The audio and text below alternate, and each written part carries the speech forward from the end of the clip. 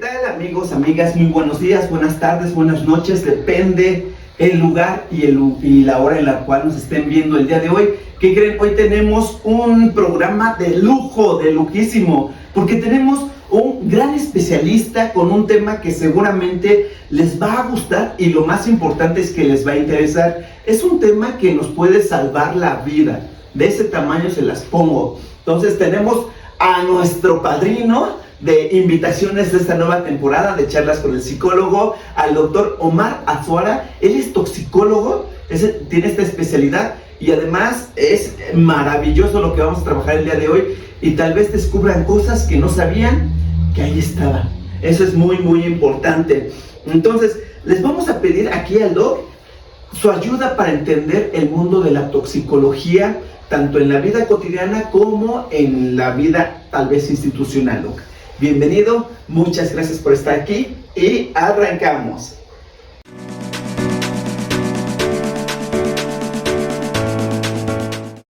Muy bien, buenas tardes a todos. La toxicología pues es una rama de la medicina en la cual se encarga del estudio de las sustancias o venenos. Los venenos sean asociados a animales de ponzoña, principalmente, que repercuten en la vida diaria del ser humano.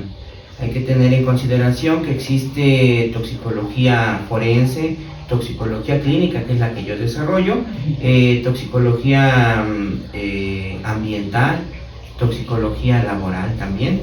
Entonces, en este caso, con respecto a la toxicología clínica, no nada más es hablar de animales de ponzoña, sino que estamos inmersos diariamente con las sustancias en las cuales actividades del hogar, como el cloro, como el fabuloso, como la sosa cáustica, que si se hacen mezclas indebidas, ¿qué puede suceder? Generan gases. ¿Quién tiene mayor riesgo? Las amas de casa, que gustan de limpiar a profundidad lo que es la cocina o el baño. En ese caso se encierran, hacen las mezclas con respecto principalmente utilizan cloro, más fabuloso, más sosa cáustica, y lo que generan es un desprendimiento de gases que irrita en este caso la vía respiratoria. Eso es con respecto desde el punto de vista doméstico. Pero también tenemos pilas de botón en algunos aparatos electrodomésticos, como son el control. Pues también tenemos en algunos juguetes de los niños que llevan, o en los relojes que llevan pilas de botón. Si la llega a ingerir el niño, pues puede tener un grave problema a nivel del esófago. ¿Qué otro tipo de sustancias, o en este caso ahorita que estamos en época de accidentes por mordedura de arañas, lo que es la araña capulina, la araña violinista, son animales que habitan comúnmente con nosotros? Ellos no llegaron a invadir nuestro hábitat, sino que nosotros invadimos el hábitat de estos artrópodos, y por esa situación anidan en lugares escondidos con poca luz. Aquí en Pachuca, que tenemos las 4 estaciones del año, entonces por la noche pues salimos, el abrigo, las botas, no las sacudimos. Entonces, ¿qué sucede? Pues puede ir en ese segmento la araña y por accidente morder al ser humano. La araña no muerde por gusto, sino que muerde cuando nosotros invadimos su área de su hábitat. Entonces ya se desencadenan varios signos y síntomas que van a requerir el tratamiento específico con algún fagoterápico exclusivo para ese tipo de insectos. ¡Wow! No, eso está increíble. Doc, ¿usted habrá visto alguna vez el comercial del tema de un cloro, de cloral, le voy a decir así, de 1967, en donde presentan la nueva botella, que es la verde que conocemos, pero tiene su agarradera, y dentro del comercial abren el refrigerador y dicen que pueden poner jugo y agua? ¡Qué cosa tan más interesante! ¿Cómo va cambiando esta situación donde no entendíamos los riesgos toxicológicos de los residuos de ese producto y cuántas intoxicaciones hubo en ese momento? Así es, hay que tener cuidado porque luego compramos productos a granel. El producto a granel, ¿qué ocasiona? No sabemos la concentración que tiene. El pH, nosotros trabajamos con el pH de la sustancia. y vamos a determinar que si es muy ácido o es muy básico, y dependiendo la fuerza o el grado de pH que tenga la sustancia. Pero ¿qué sucede? Compramos el producto a granel, lo metemos en una botella, no le quitamos el empaque que dice Coca-Cola, por ejemplo, ¿vale? Y entonces, o lo metemos en un bote de cristal y no quitamos lo que dice la marca del producto, y lo guardamos en algunas ocasiones en la alacena, pero en las partes de abajo, ¿verdad? O si no, hemos tenido también casos que las amas de casa lo guardan en la puerta del refri. ¿Por qué situación? Desconocemos. ¿Qué sucede?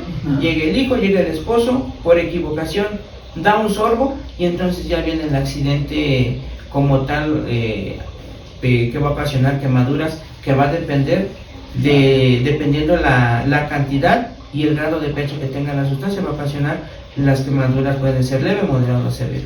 Oh, qué interesante. Creo que la palabra accidente es muy importante tenerla en la mente, porque podríamos limitar el tema de culpas. Buscamos el culpable, que fue tal persona, que fue tal situación, pero no, son accidentes, y los accidentes en la mayoría de los casos son eventos que se pueden prevenir. Igual me encantó la parte de que nosotros estamos en los hábitats de todos estos tipos de insectos, artrópodos, y llegamos a invadir, pero igual si hacemos prácticas preventivas de sacudir los abrigos, sacudir los zapatos, porque podríamos pensar que solamente sucede en el campo. A mí me encanta acampar, me gusta ir, y sí, es lo que hago. Cuando amanece, sacudo las botas para evitar que ningún bicho se metió, pero en casa no lo pensamos de esa manera, y de ahí que se deriven este tipo de accidentes. Quisiera pensar que aquí en el estado de Hidalgo, por el tipo de clima que tiene, araña violinista podría ser común, araña capulina podría ser común, escorpiones podrían ser, no, alacranes, ¿cierto? Alacranes igual podrían existir. ¿Habrá otro tipo de insectos que podríamos nosotros tener contacto con ellos y generar un accidente? Sí, principalmente en este caso hablar de himenópteros. Los himenópteros tenemos a las abejas. La exposición en el salir a acampar, o aquí en los lugares aledaños en Pachuca, los que tenemos Real del Monte, Mineral del Chico, Huasca, por accidente pues se puede llegar a presentar la picadura. En este caso pues siempre vamos a valorar qué es lo que presenta el paciente, cuáles son sus signos vitales, y en dado caso a lo mejor es algo leve que va a remitir con un tratamiento sintomático sencillo. Pero en ocasiones se llegan a ver accidentes por el enjambre. Entonces no nada más pica una abeja, sino que pican 500 o 1000. Entonces esos tratamientos ya son propios de una unidad hospitalaria, que se deben de tratar de manera enérgica, porque de lo contrario pues quien tiene el mal pronóstico es el paciente siempre. La otra situación con respecto a los alacranes, aquí en el estado de Hidalgo afortunadamente no tenemos alta incidencia en alacranismo, ya que no son venenosos. Hay sus excepciones, ¿vale? Pero ¿de qué depende?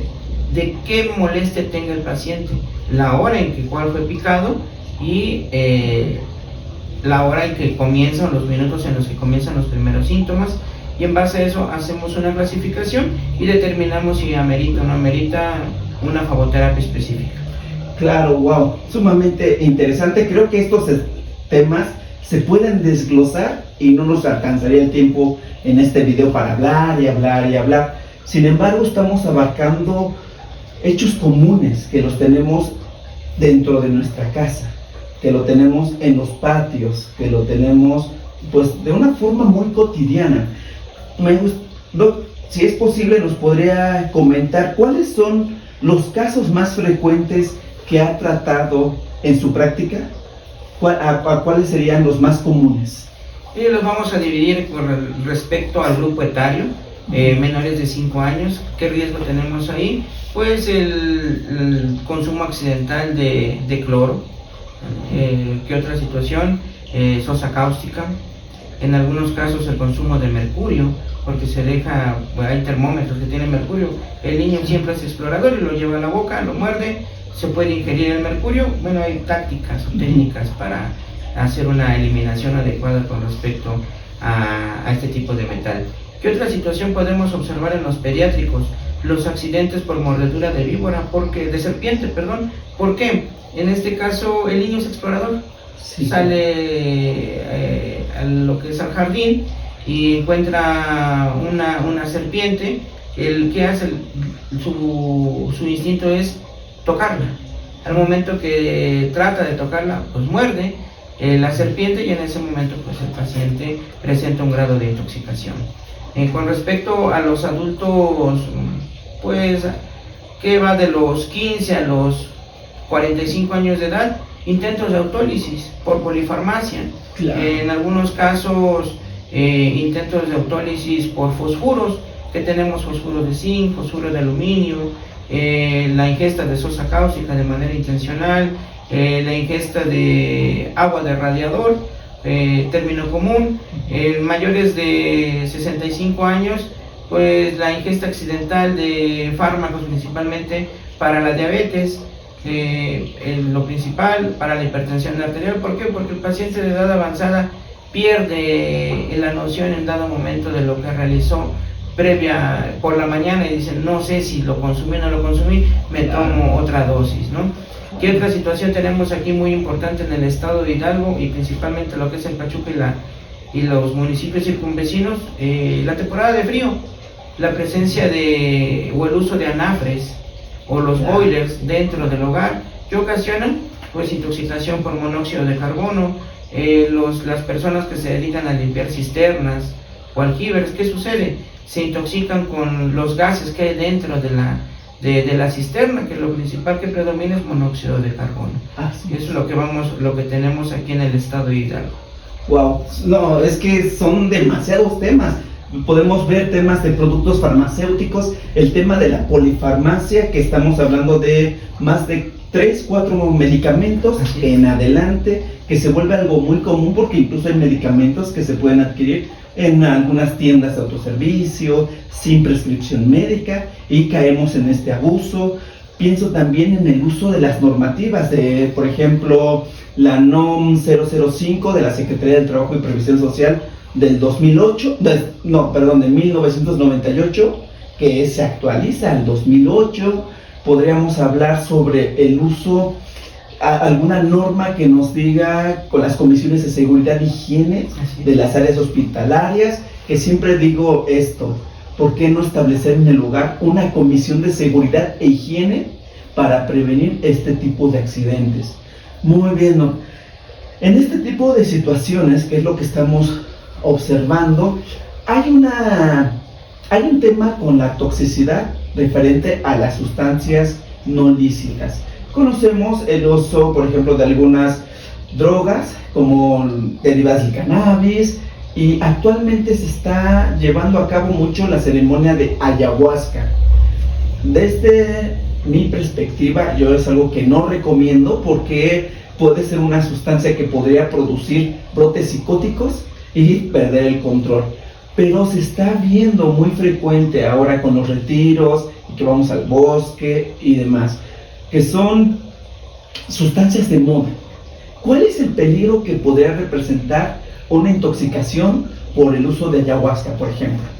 Muy bien, con respecto a la sustancia, a las hierbas o sus derivados, que dentro de, entre comillas, naturistas, ¿qué puede suceder? ¿Cuál es la cantidad exacta de los componentes que utilizan para generar el brebaje? Ahora, ¿qué composición lleva ese brebaje? Muchos dicen, no, pues que es ayahuasca, pero a ciencia cierta, ¿quién conoce la ayahuasca como tal? Aquí en Hidalgo tenemos ayahuasca, tenemos también la hierba del sapo. Entonces, son sustancias que en dado momento tienen actividad alucinógena. El efecto no es consumir 2 mililitros, sino que a veces les dan una taza, a veces les dan de 1 a 4 tazas como brebaje. ¿Y qué sucede? El paciente comienza a tener diferentes cambios en su estado de ánimo, que van desde del estado del despierto hasta la euforia, y en muchos casos llegan a tener secuelas con respecto a trastornos de la personalidad, porque como dicen coloquialmente, presentaron un mal viaje. Entonces el paciente queda inmerso en el tiempo, y llega a perder noción entre la realidad y lo místico. Sí, pero son alucinaciones visuales, alucinaciones auditivas, pero el paciente llega a presentar elevación de su frecuencia cardíaca, de sus cifras tensionales. ¿De qué manera lo podemos ir abordando? Uno, con el apoyo psicoterapeuta, y dos, por medio de fármacos que ayuden a mejorar la liberación tanto de serotonina, de catecolaminas, de adrenalina, para que el paciente vuelva nuevamente a su estado basal. Ojo, por favor, no hagan cosas buenas que parezcan malas, es muy complicado. Yo creo que si quieren tener un viaje, vamos a practicar meditación, técnicas de respiración, vamos a tener un mayor contacto con la naturaleza, caminar en la naturaleza, permitirse estar en paz y en tranquilidad, y no necesitamos tipo de sustancias ajenas a nosotros para obtener esos efectos. Qué interesante es todo esto. Platicaba hace un momento con el doc sobre cosas tan comunes que tenemos en casa y que hay que tener mucho ojo. Lean las etiquetas, por favor, léanlas. Vamos a pegarnos a lo que dice. Bueno, una cosa bien importante que me gustaría que todo el público se entere es cuáles serían los primeros auxilios a presentar con una persona que presenta signos y síntomas de intoxicación, por ejemplo, por alguna sustancia que tenemos en casa. ¿Cuáles serían los primeros auxilios? Los primeros auxilios, principalmente, no provocar el vómito, no dar de beber sustancias, porque comúnmente tenemos la costumbre de darle a beber leche. Entonces, por el momento, no vómito, no administro ningún neutralizante para X o Y sustancia.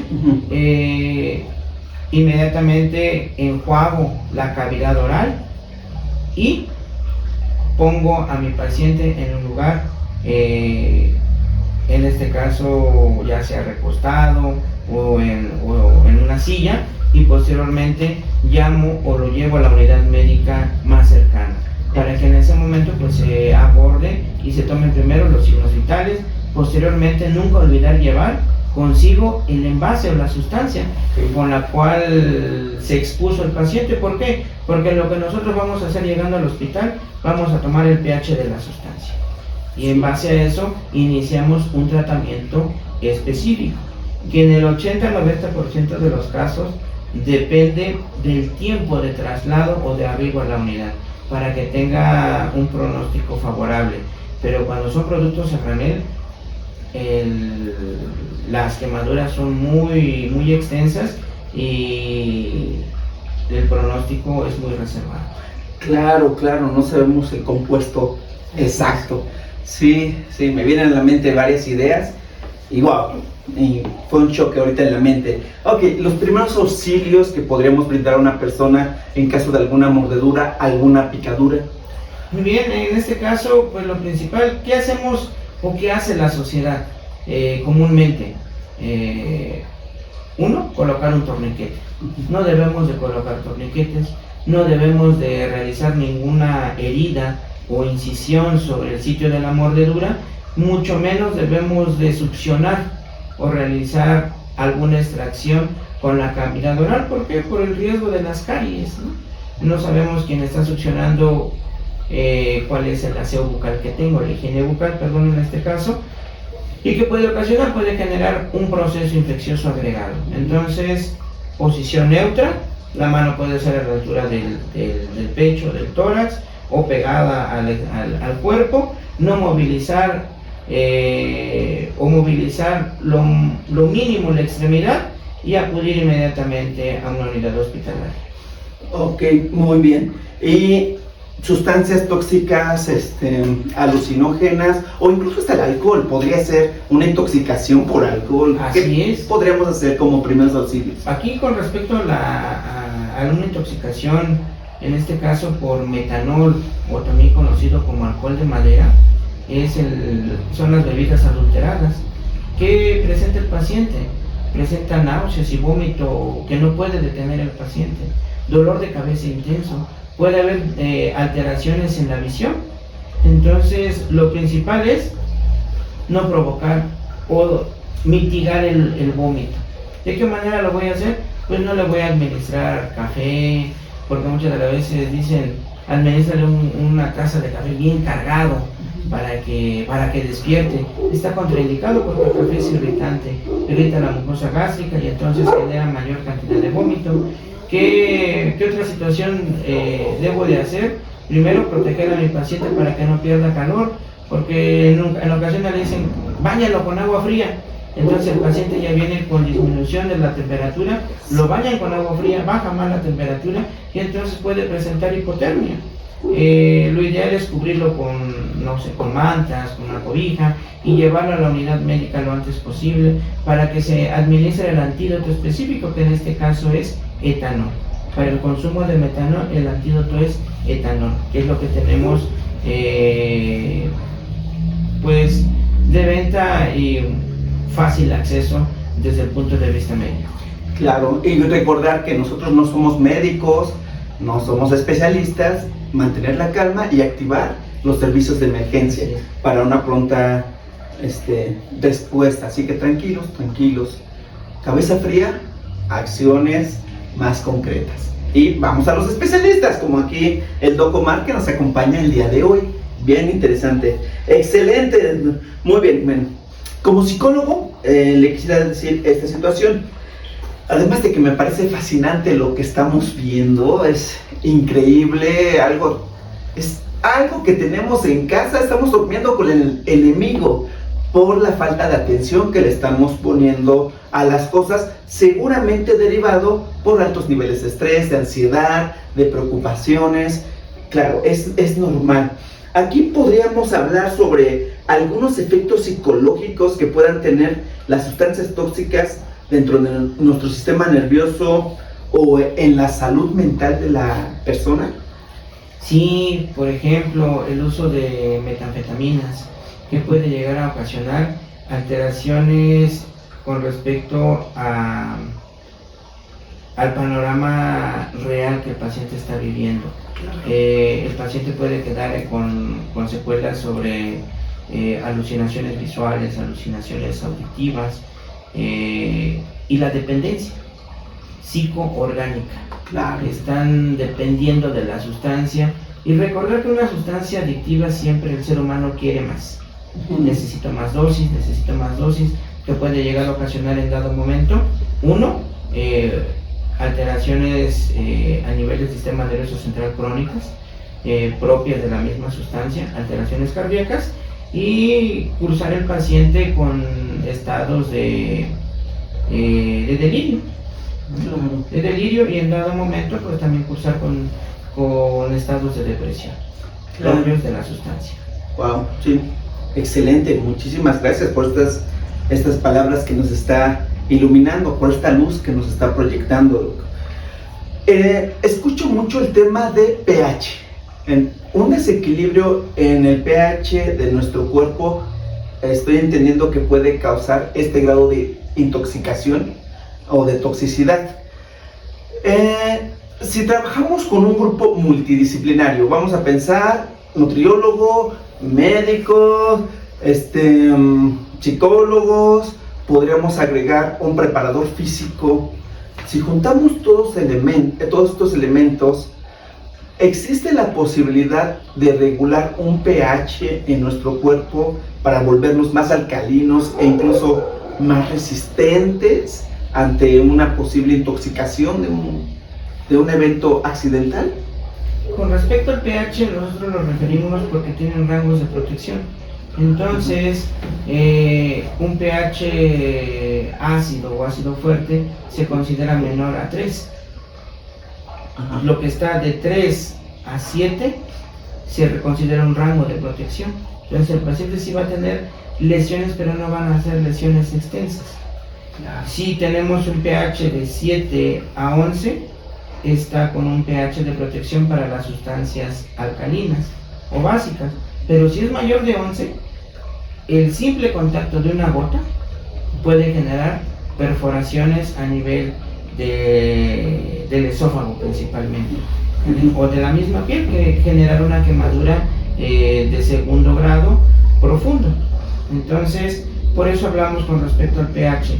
En este caso, cuando es la parte de la toxicología, también manejamos diferentes técnicas con respecto a la eliminación. Una de las técnicas que se utiliza frecuentemente es, le llamamos nosotros alcalinizar la orina. ¿Qué es eso? Le cambiamos el pH a la pipí. Entonces, ¿por qué? Porque el pH de la pipí por lo regular es de 5 a 6, entonces nosotros lo llevamos a 7.5 o a 8, y de esa manera ayudamos a que se pueda jalar del organismo la mayor cantidad del tóxico que en ese momento lo amerite para esa técnica. Wow. No, está increíble, increíble. Muy bien, Doc. Pues estamos llegando a las reflexiones finales y me gustaría hacerle una pregunta así bien reflexiva desde su experiencia. ¿Cuál ha sido el caso más impactante o más sorprendente que ha tratado en el campo de la toxicología clínica? Muy bien, es un reto siempre tratar a pacientes con intoxicación por fosfuro de aluminio. ¿Por qué? Porque es una sustancia, es un fumigante altamente letal. Entonces, el paciente ingresa con un estado de deterioro orgánico severo. Y tenemos muy poco tiempo para tratar de estabilizar a nuestro paciente, pero corremos riesgo nosotros también de intoxicarnos, porque el paciente es un arma biológica, va generando un gas que se llama gas fosfino. Entonces el paciente, entre cada respiración que lleva a cabo, excreta cierta cantidad o partículas por millón de gas fosfino, que si estamos en un ambiente cerrado o en un consultorio está cerrado, nosotros estamos inhalando también ese gas fosfino y puede ser deleterio para nosotros o causarnos desde síntomas banales como dolor de cabeza hasta síntomas graves como dolor de pecho, arritmias cardíacas, falla cardíaca aguda y ocasionar la muerte en el personal de salud. Wow. Entonces, en este caso, pues sí tomamos ciertas medidas de protección, ventilamos el área donde vamos a tener a nuestro paciente y hacemos ciertos abordajes con sustancias específicas, y como tal no tiene una cura, solamente hacemos tratamiento coadyuvante para ayudar a la eliminación. Súper. ¿Qué tipo de personas están más expuestos a esta sustancia? Principalmente los agricultores. Súper. Pero hemos observado aquí en el estado de Hidalgo una alta incidencia por intento de autólisis con estas sustancias. Pero principalmente son las personas del campo. Súper, súper excelente, Doc. ¿Alguna reflexión que le gustaría dejar a sus seguidores, al público que nos escucha? ¿Qué les dejaría usted como reflexión final? En la vida todos somos toxicólogos. Nuestros abuelos, nuestras abuelas, nuestras mamás, nuestros familiares. Todos sabemos desde un punto de vista empírico llevar un abordaje inicial de un paciente intoxicado, pero es recomendable siempre acudir con los expertos para evitar las secuelas. Pueden ser las secuelas sistémicas acorde a las sustancias que a las cuales se exponga el paciente, y en ese campo pues participamos nosotros. Que tengan la seguridad de que si se expusieron o tuvieron algún accidente por animal de ponzoña, las secuelas van a ser mínimas, acorde al tiempo de abordar. Claro, wow, qué maravilla. Y vamos a dejar las redes sociales para que se acerquen a nuestro experto, al especialista, más bien yo le digo que al maestro en este tipo de información. Y déjenme, creo que es el único, Doc, en el estado de Hidalgo, o hay muy pocos colegas con esta especialidad, ¿verdad? Con respecto a esta especialidad, somos muy pocos aquí en el estado de Hidalgo. Sí. Tengo entendido que somos 3 aproximadamente, de los cuales 2 desarrollan la toxicología en la Ciudad de México, y pues yo me he centrado aquí en lo que es en la Ciudad de Pachuca o el estado de Hidalgo. Ahí está, muy importante, amigos. Tenemos un lujo aquí en el estado, por favor, tenemos un experto, hay que aprovecharlo y hay que recurrir a él para salvar nuestra vida, porque creo que es eso que va por ahí. Muy bien, amigos, amigas, queridos visitantes del espacio interestelar, ya saben cómo soy y así me comporto. Espero que hayan disfrutado de esta charla sumamente informativa. Es fascinante lo que acabamos de hablar. Es muy poquito, solamente es la punta del iceberg. Hay mucho más que investigar, que abordar. Tengan muchas precauciones, es muy importante. Recuerden que aquí en Charlas con el Psicólogo la idea principal es llevar información hasta ustedes. Y recuerden que no solo debemos cuidar nuestro cuerpo, sino también nuestra mente, y que el bienestar integral comienza con la prevención y la conciencia. No olviden darle un like a este video, compartirlo. Esta información sí o sí se tiene que compartir porque es muy importante, y no solo para el estado de Hidalgo, para Pachuca, en toda la república, en todo el continente. Son cosas que tenemos en casa, así que sean felices, diviértanse y ojo, mucho ojo. Chao.